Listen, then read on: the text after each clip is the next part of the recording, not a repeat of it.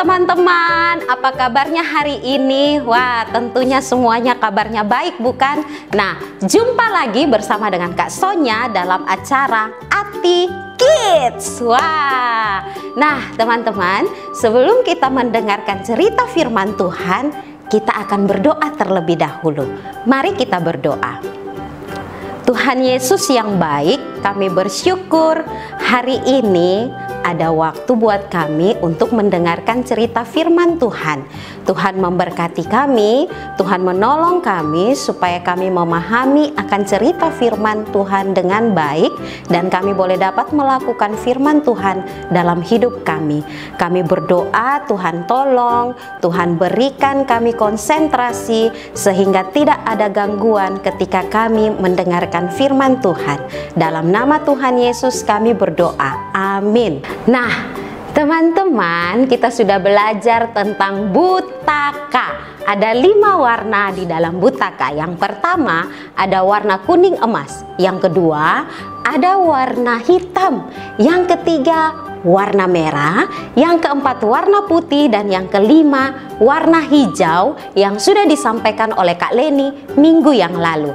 Nah, saat ini kita akan belajar bersama-sama bagaimana anak-anak Allah bertumbuh di dalam Yesus. Sekarang Kak Sonya mengajak teman-teman semua untuk membuka Alkitab kita di dalam Yohanes pasalnya yang pertama, ayatnya yang ke-14. Kak Sonya akan membacakan untuk teman-teman.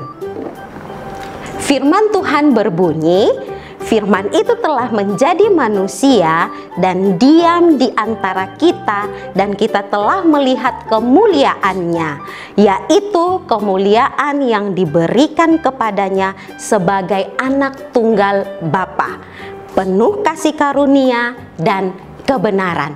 Nah, teman-teman, apakah teman-teman penasaran dengan firman Tuhan ini? Apakah teman-teman mau mendengarkan ceritanya?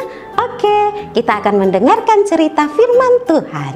Nah, teman-teman, jadi apa arti kata tinggal di dalam Yesus? Arti kata tinggal di dalam Yesus adalah hidup di dalam firman Tuhan. Karena Allah menghendaki teman-teman dan juga Kak Sonya mengenal Allah dan mengenal Yesus melalui firman-Nya. Allah memberikan kepada kita Alkitab. Teman-teman tahu bahwa Alkitab adalah firman Allah. Itu artinya sama juga dengan perkataan Allah.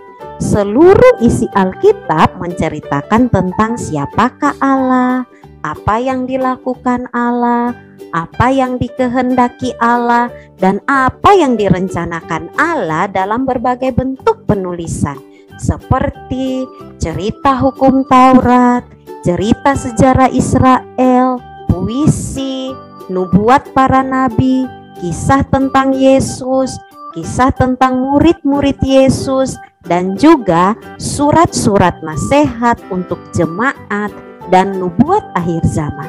Semuanya ini tercatat dalam Perjanjian Lama dan Perjanjian Baru. Nah, teman-teman tahu berapa jumlah kitab di dalam buku Alkitab? Coba lihat.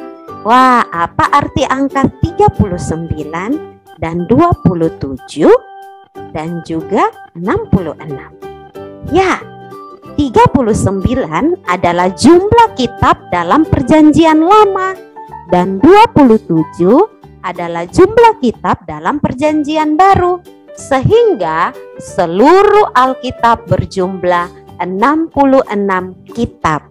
Nah, teman-teman, Allah sangat rindu supaya semua orang percaya kepadanya dan hidup di dalam kebenaran Allah.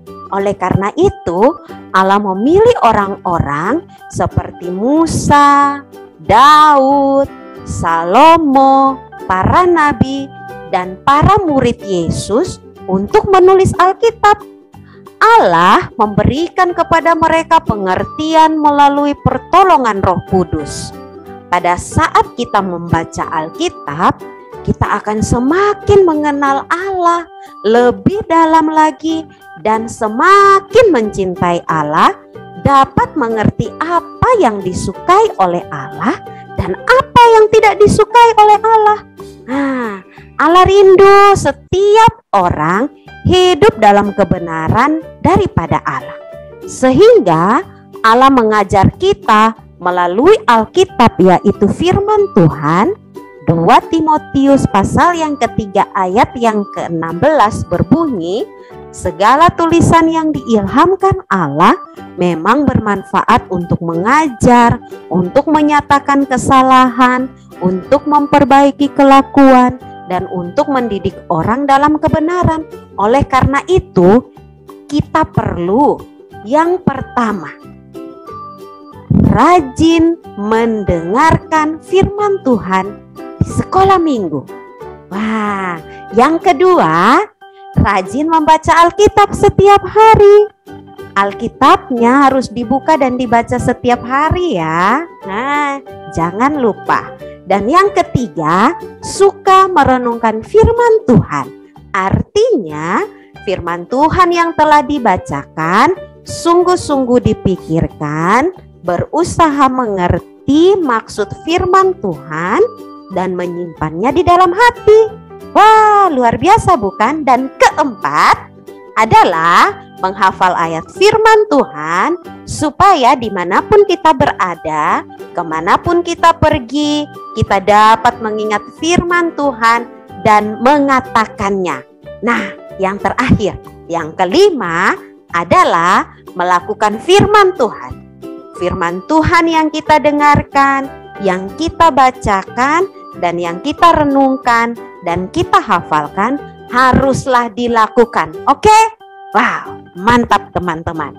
Dalam kitab Yosua pasalnya yang pertama ayat yang ke-8 mengatakan, janganlah engkau lupa memperkatakan kitab Taurat ini, tetapi renungkanlah itu siang dan malam, supaya engkau bertindak hati-hati sesuai dengan segala yang tertulis di dalamnya.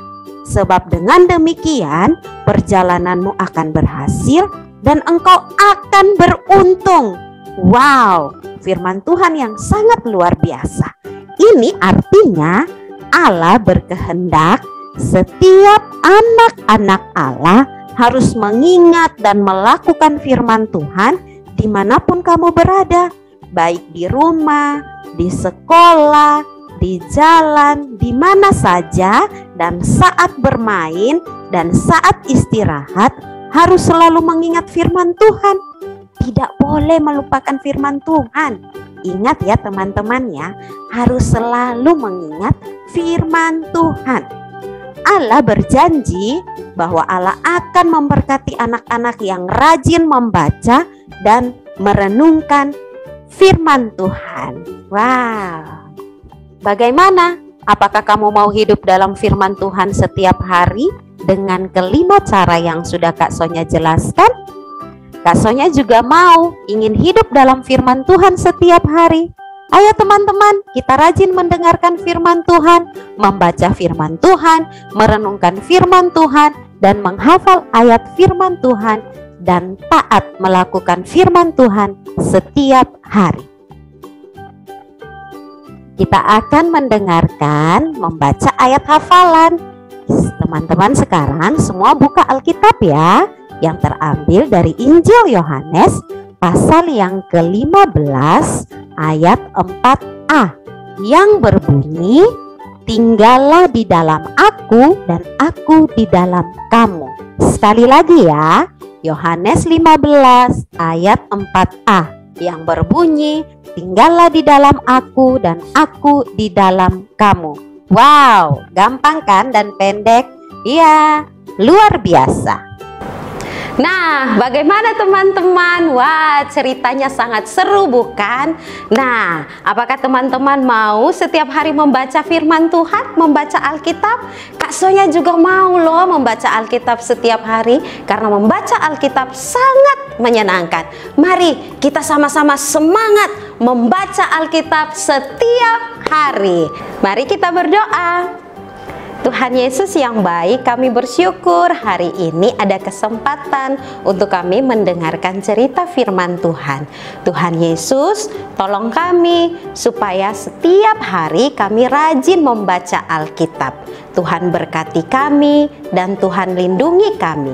Terima kasih Tuhan Yesus, dalam nama Tuhan Yesus kami berdoa. Amin.